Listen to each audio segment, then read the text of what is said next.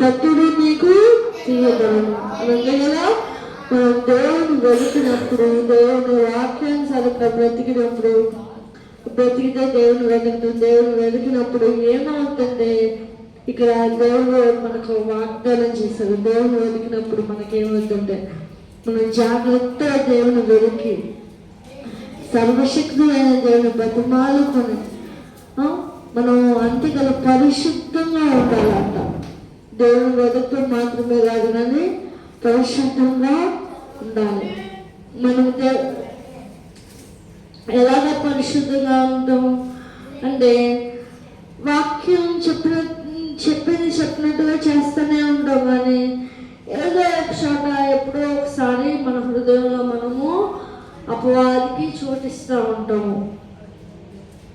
అక్కర్లేని వాటిని ఆలోచిస్తాం.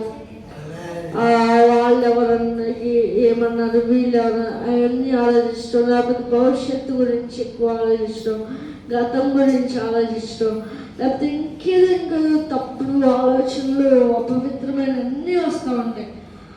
అది కూడా మనలో ఉండకూడదు. అవన్నీ ఏంటంటే మన మనసును కూడా అపవిత్రపరుస్తుంది.